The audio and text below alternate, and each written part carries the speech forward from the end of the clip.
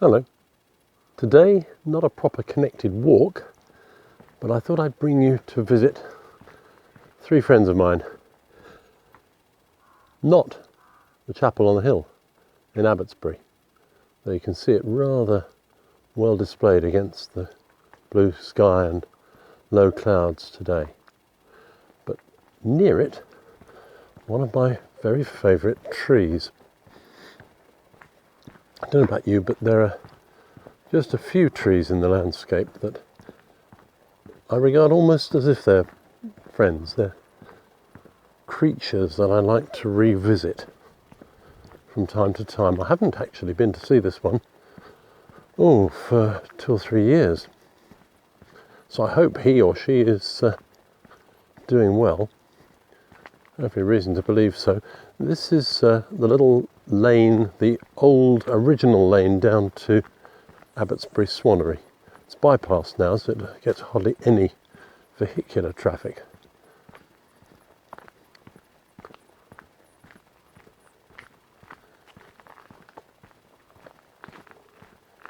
Autumn colours beginning to show.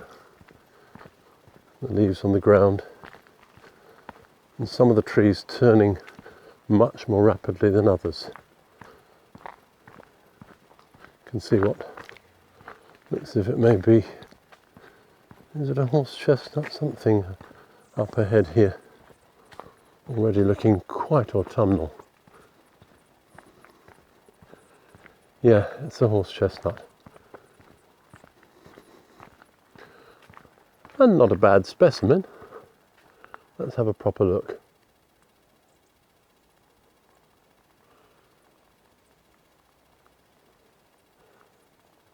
That's a fine tree in its way. Here's the sign. Uphill back towards the tithe barn where I parked. Downhill to the Swannery. But this tree is not the one I've come to visit. Over a stone stile here in the wall. And there she is, in all her glory.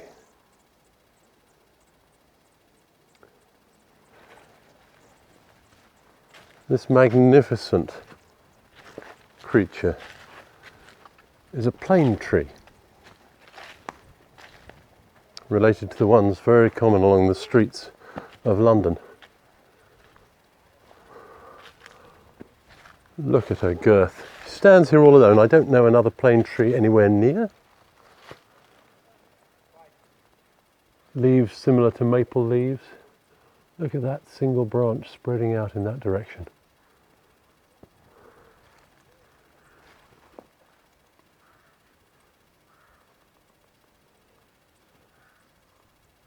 Take quite a number of people to join their hands, if we were allowed to, which we aren't at the moment, of course, most of us, around the trunk to encircle this tree. And somebody's got a swinging rope on this branch,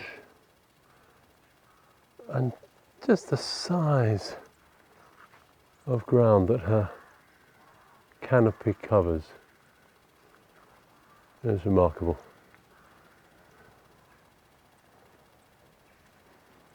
And she stands just downhill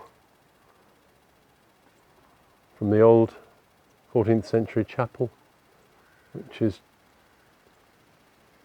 pretty well the only remaining part of the great abbey at Abbotsbury that gave the village its name. Oh, and look at the spread of her roots too. Here are some of them, all the way up there, exposed to a larger extent than you usually expect, because the path past this tree in heavy rain turns into a bit of a stream and has washed away much of the soil. Fortunately, to date, she's still got enough soil and enough root structure to hold on.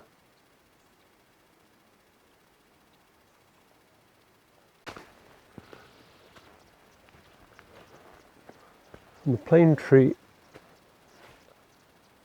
has these rather lovely seed pods.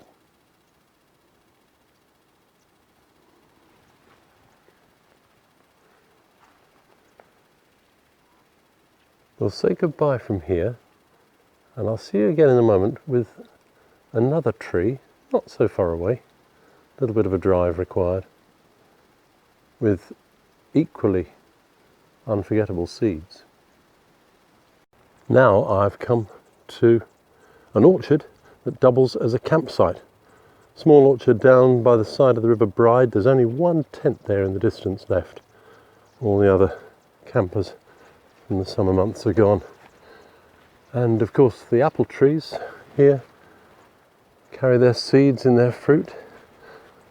But I'm looking for another tree with very distinctive seeds. Aha! Here we are. Let's have a look on the ground. And there's one, a conker, horse chestnut tree. This one. But rather than show you the outside, I'm going to show you in underneath the branches. Here's the River Bride. It's a small river that runs all the way down the valley inland from Athona and out to the sea at Burton Bradstock. You can hear the water. This is a delicious spot in summer.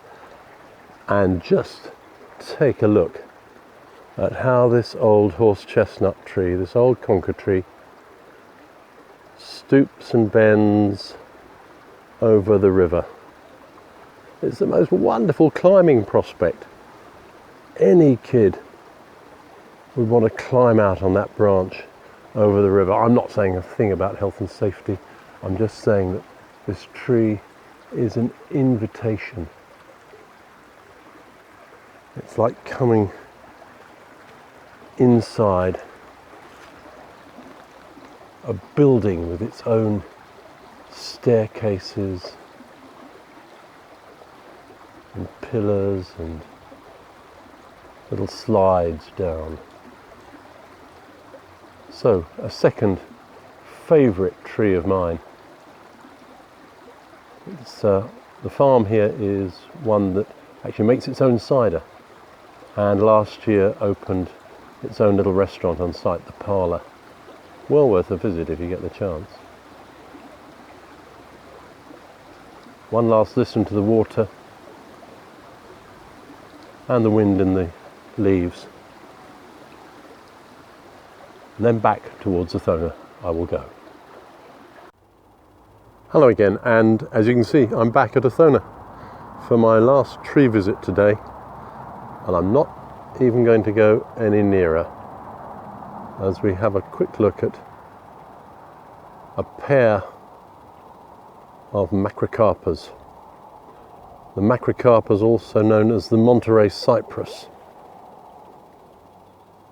These trees are nothing like native, of course, of this area, but you'll find them all along this part of England's south coast, and they thrive. They seem to love the conditions here by the sea like almost no other tree. They put on massive growth, massive quantities of timber in just a few years. They aren't very long lived. And you may remember the tree house at Athona, just downhill from the main house. That's constructed on the base of the remaining part of the trunk of an equally large macrocarpa we had to fell for safety reasons some few years ago. The interesting thing is, these trees were probably planted originally by the women who ran the first community, who were the first community here, simply to form hedges. But rather like Leylandii in our own time, if you don't top them out, if you don't control them, they will keep on growing. And I think the White Ladies, as those women were known, probably never imagined that their trees would get to quite this grandeur and height. We have, probably 5 or 6 decent-sized examples of the Macrocarpa still left on Athona's land. This pair we're looking at, a few years back we crown lifted them. That is that some of the wide-spreading low branches were taken off by a tree surgeon to just reduce the weight a bit, and also to allow a bit more light in to the meadow around them.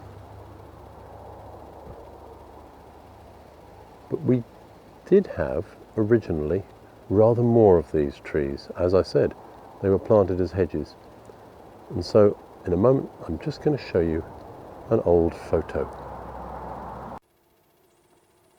Well, here we are on the staircase in Community House, and here's a photo of Athona seen from the air, from the coastal side, somewhere back towards the middle of the 20th century. And believe it or not, all those big dark green trees in lines around it will have been Macrocarpa. So in those days, if you passed on the road, you could barely see that the house was there. And from large parts of our grounds, you couldn't see the sea, because, again, there were lines of big dark conifers obscuring the view. And you can see how they might have originally been planted as hedges and windbreaks, and just grown and grown. I hope you've enjoyed visiting a few favourite trees with me. Bye for now.